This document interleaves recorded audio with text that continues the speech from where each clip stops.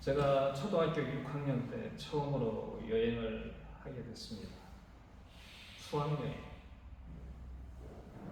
저는 어렸을 때 여기 보령시 남포라는 곳에서 초등학교를 다녔는데 잘 알다시피 그때는 뭐 교통수단이 그렇게 지금처럼 좋지 않았죠. 처음으로 떠나는 수학여행 행선지는 온양에 있는 현충사였습니다.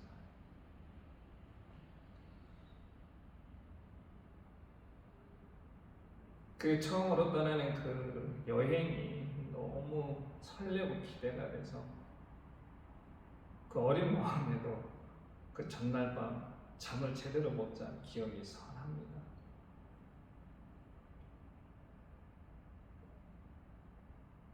실은 생활이 풍족하지 않아서 어렸을 때 지금은 잘 모르는 지금 세대는 잘 모르겠지만 고무신을 신고 다녔거든요. 근데 처음으로 남포역이라는 곳에서 기차를 타고 온양 온천역까지 이제 가야 되는데 저희 부모님께서 운동화를 사주셨어요.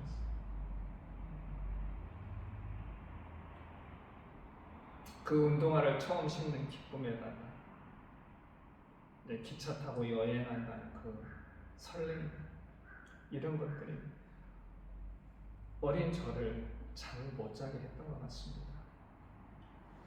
근데 오늘 본문을 보니까 예수께서도 제자들을 이제 여행을 보냅니다. 전도 여행을. 근데 과연 제자들이 어렸을 때 제가 느꼈던 여행에 대한 그런 설렘과 기대감이 있었을까? 그런 생각을 좀 해봤습니다. 저는 이 제자들의 설렘과 기대보다는 오히려 두려움이 앞섰을 거라고 생각합니다. 우리가 보통 여행이라고 하면 그저 경치 좋은 곳에 가서 맛난 음식 먹고 편히 쉬는 그런 걸 보통 생각을 하는데 제자들이 떠나는 이번 여행은 일반적인 여행과는 좀 다르죠.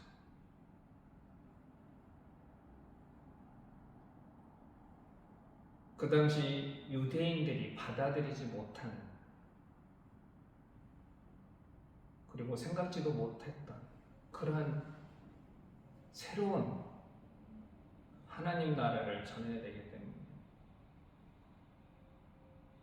그들의 말을 듣는 사람들이 어떤 반응을 보일까 많이 두려웠을 겁니다.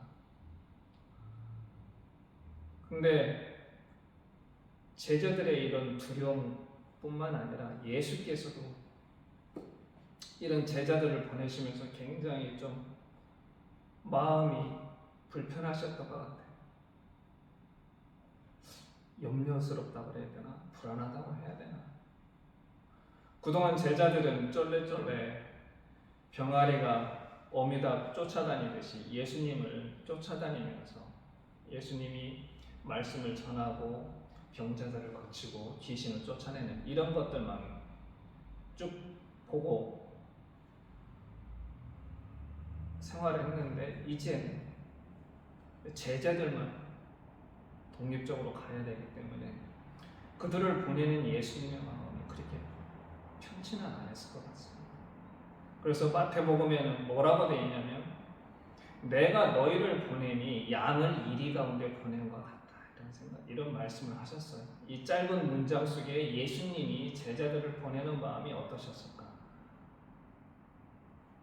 아마 초등학교 시절에 여행 가는 저를 보내는 부모 마음과 같지 않았을까 그런 생각을 합니다. 염려스럽겠죠. 그래서 예수께서 하신 일이 첫 번째가 뭐냐면 제자를 둘씩 짝지어 보내는 거였습니다. 누가 누구하고 짝이 됐는지는 성경에 기록이 안 나와 있기 때문에 여러분들 상상에 맡기겠습니다. 아마 베드로는 성격이 급하고 평상시에 칼을 갖고 다녔기 때문에 좀 그거와 좀 상반되는 사람 그런 사람을 같이 짝지어서 보내지 않았을까? 그런 좀 재미있는 상상을 좀 해봅니다. 어쨌든 예수께서 이렇게 하신 이유는 우리 속담에 그런 게 있잖아요. 백지장도 맞들면 낫다. 어떤 일을 함에 있어서 한 사람보다는 두 사람, 두 사람보다는 세 사람이 힘을 합치는 게 그 일을 하는데, 이 일을 함에 있어서 좀 더 수월하게 잘 할 수 있지 않겠습니까?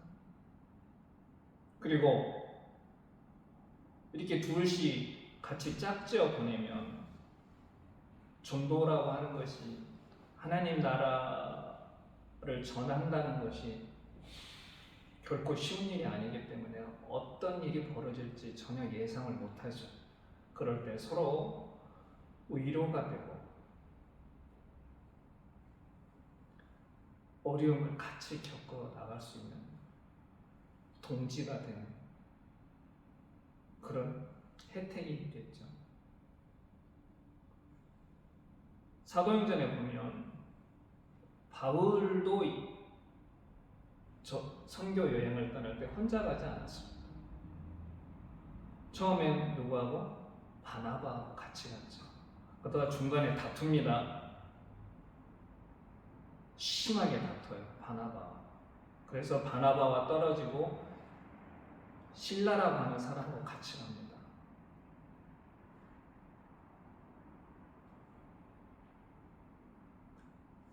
이건 어떤 걸 의미하느냐?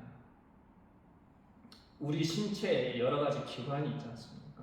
손도 있고 눈도 있고, 지금 제가 이렇게 말하는 입도 있고 코도 있고 발도 있고 여러 가지 기관이 있는데 각각의 기능이 다르죠. 근데 이런 각각의 다른 기능들이 함께 모여가지고 우리 몸을 움직입니다. 마찬가지로 하나님께서도 우리에게 여러 가지 은사를 각각 나눠주셨습니다. 어떤 사람에게는 병 고치는 은사를 주시고, 어떤 사람에게는 말씀 전하는 은사를 주시고, 어떤 사람에게는 방언하는, 어떤 사람에게는 예언하는 이런 은사를 주시는데, 이런 은사들이 하나로 모여서 힘을 합쳐서 하나님의 일을 전할 때 우리가 보통 시너지 효과라고 하잖아요. 상승 효과가 일어나는 겁니다.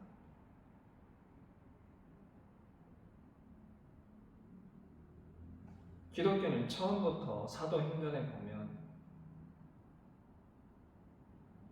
공동체 생활을 추구를 했죠. 왜 그랬겠습니까? 물론 혼자 하는 게 자유롭고 편하고 좋겠죠. 하지만 그거보다는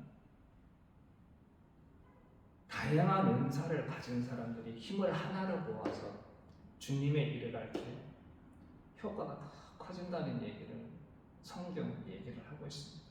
오늘 본문도 마찬가지고.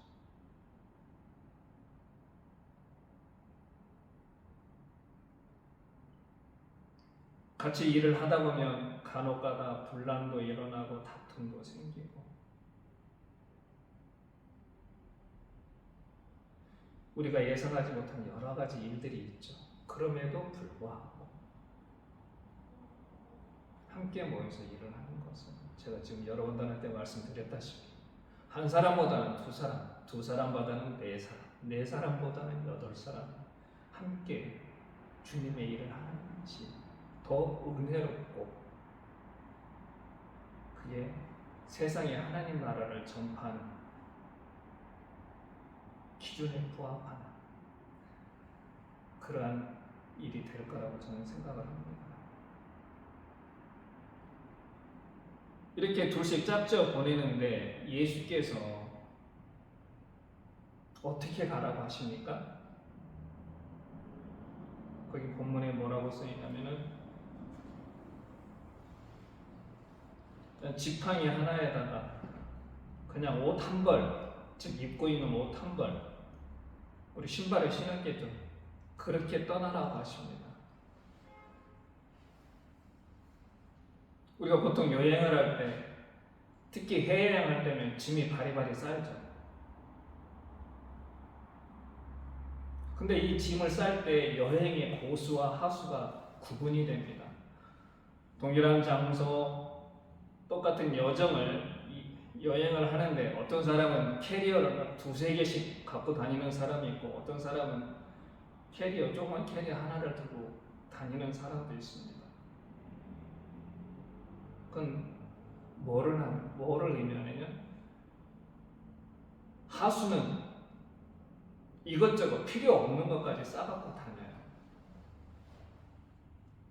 근데 진정한 고수는 그 여행의 목적에 부합하는 필요한 것만 딱딱 가지고 다닙니다.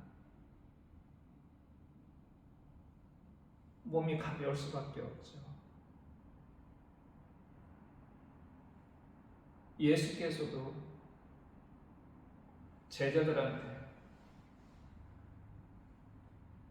너희가 가는 이번 여행에 필요한 것만 가지고 가라 이렇게 말씀하시는 겁니다. 이것저것 욕심내지 말고 이미 너희들한테 능력은 주었지 않느냐. 어떤 능력? 병 고치고 귀신을 쫓아낼 수 있는 능력을 주었다. 너희들이 기본적으로 전도할 수 있는 기본적인 자격 요구는 갖추어졌으니 그거를 가지고 세상으로 나아가라.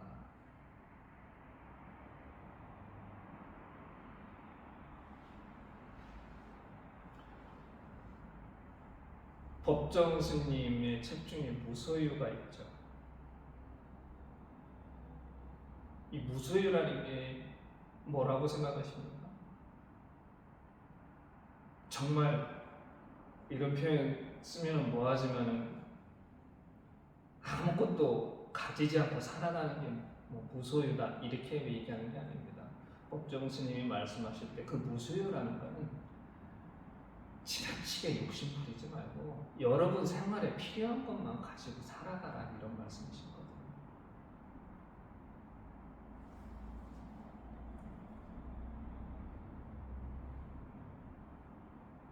우리는 지나치게 하나님의 일을 하면서도 너무 많은 걸 욕심을 내는 예배당을 화려하게 장식하기도 하고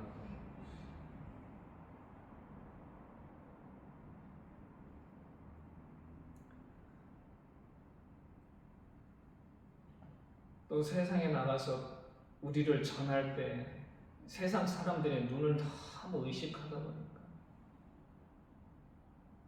때로는 필요 없는 옷차림까지 하면서 세상에 나가서 하나님의 말씀을 전할 때가 있습니다. 근데 주님께서는 그걸 원하시지 않으시는 거죠. 왜 그러겠습니까? 이게 가장 중요한 건데 너희는 하나님의 일을 할 때 있어서 너희가 전하는 하나님을 온전히 신뢰하라는 무한 신뢰하라는 그런 말씀입니다. 우리가 바로 하나님의 일을 하면서 고민할 때가 있습니다. 하나님을 신뢰한다는 게 도대체 무엇일까?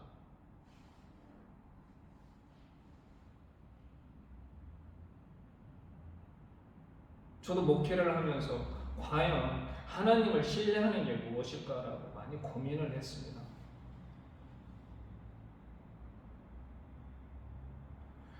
한 가지 내린 결론은 뭐냐? 우리가 일하는 방식,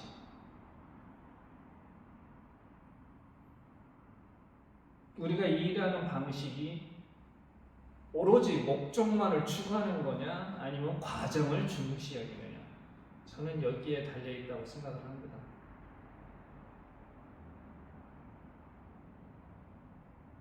하나님 나라 운동이 굉장히 좋은 거죠. 하나님 나라를 이 땅에 이루어간다는 그 일이 너무나 선하고 아름답습니다.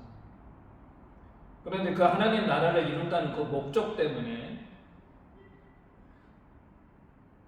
우리가 하는 일들이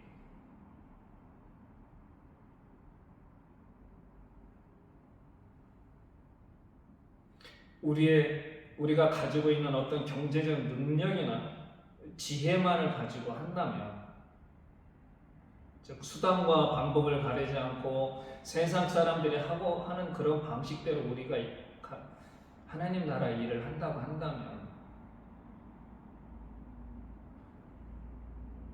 그게 결코 하나님을 신뢰하는 건 아니죠. 저는 그렇게 생각을 합니다. 대표적인 케이스가 누굽니까? 성세? 저는 아브라함과 야곱이 그렇다고 생각을 합니다. 우리가 흔히 아브라함을 믿음의 조상이라고 굉장히 떠받들긴 하지만, 아브라함이 이삭을 낳기 전까지 그의 행동을 보면 그는 결코 하나님을 신뢰하지 않았습니다.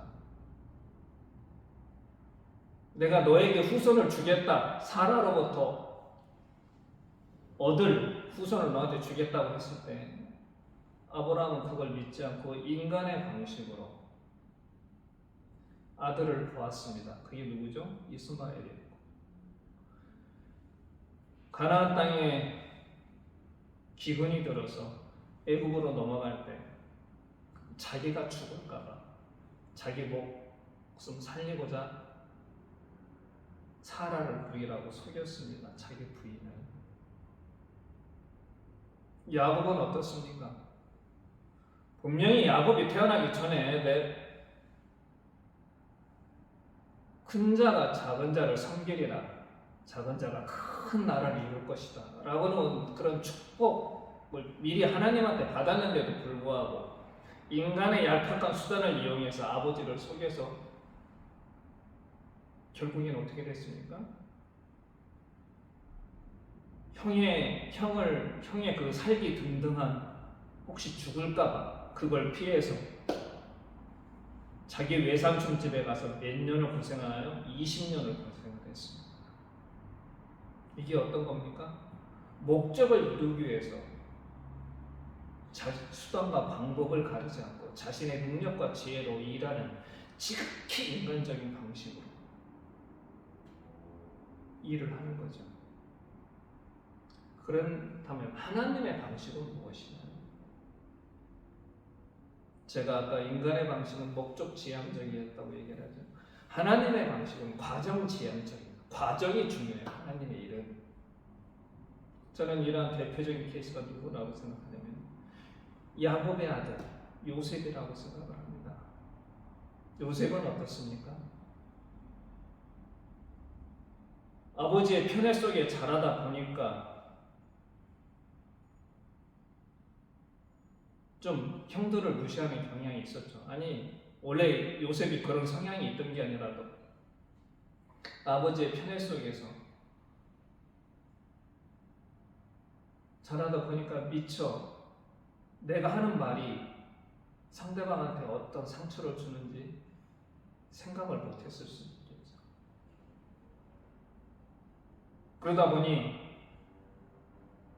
형들이 이 요셉을 굉장히 미워합니다. 그래서 결국 어떡합니까? 자기 동생을 이집트에 팔아버리죠. 근데 중요한 건 이 이집트에서 요셉의 생활입니다. 처음에 누구한테 들어갔나요? 왕의 금유대장 보디발의 집에 들어갔는데 이 요셉이 굉장히 똘똘했나 봅니다. 쉽게 말하면 그 집의 우두머리 집사가 돼서 그 집을 전부 관리하는데 이 보디발의 아내가 유혹을 하죠. 인간적인 방식으로 하면 그 잠깐 그 유혹에 넘어가서 부인과 부적절한 관계를 맺어서 생활한다면, 인간적인 생각으로 한다면 둘이 비밀만 지키면 오히려 그 집 생활에서 편했을 수도 있습니다. 근데 딱 요셉은 거절을 했죠. 결국은 억울하게 모함을 받아서 감옥에 갇히고, 그 감옥에서도 바로의 신하였던 두 신하가 왔을 때 그들의 꿈 해몽을 해주면서 나가면 꼭 나를 기억해 주소. 내가 여기 있는 건 억울한 일입니다 라고 이렇게 부탁을 했는데도 불구하고 사람이 화장실 들어갈 때고 나올 때 마음이 다르다고 술 맡은 관원장이 나가서 요셉의 일을 까맣게 있습니다. 그럼에도 요셉은 전혀 불평불만 없이 자기가 맡은 일에 최선을 다했습니다.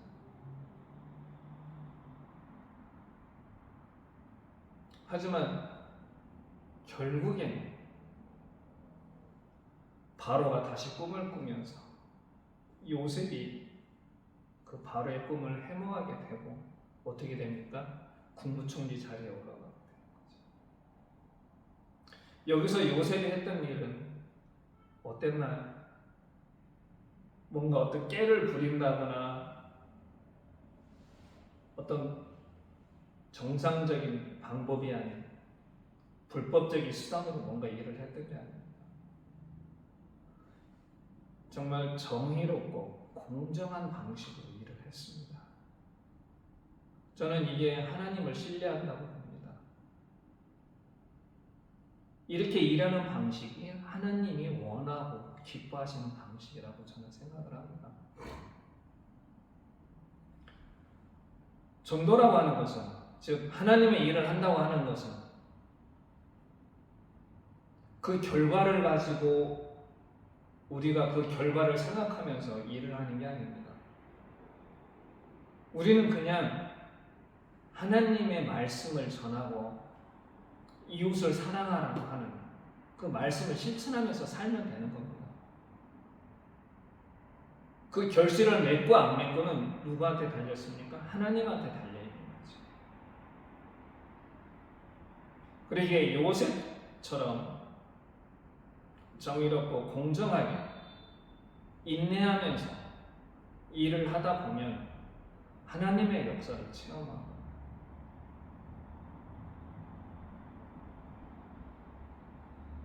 우리 가운데뿐만 아니라 세상 사람들로부터 칭찬받는 그러한 신앙인의 삶이 되는 겁니다.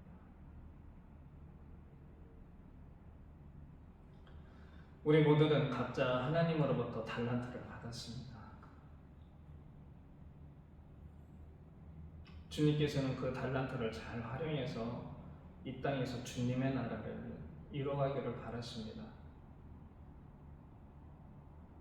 근데 우리는 때로 주님의 일을 하면서 유혹을 받습니다. 왜? 하나님의 방식으로 하기에는 인간의 방식이 너무 쉽기 때문에. 하나님의 방식으로 하면은 너무나 힘들고 오래 참아야 되지만 인간의 방식으로 일을 하게 되면 결과가 쉽게 드러나기 때문에.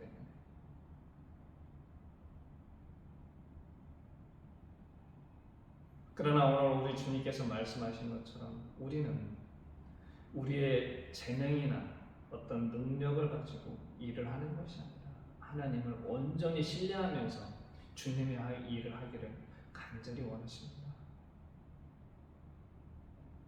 저와 여러분도 오늘 주님이 말씀하신 이 말씀을 깊이 명심하면서 과연 하나님께서 바라고 원하시는 것,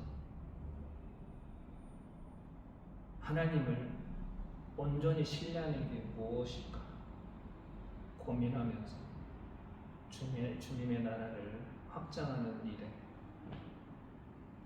나아가시길 간절히 기원하겠습니다. 기도하겠습니다. 하나님 감사합니다. 저희를 주님의 자녀로 택하여 주시고 이렇게 예배할 수 있는 은혜를 주시니 감사합니다.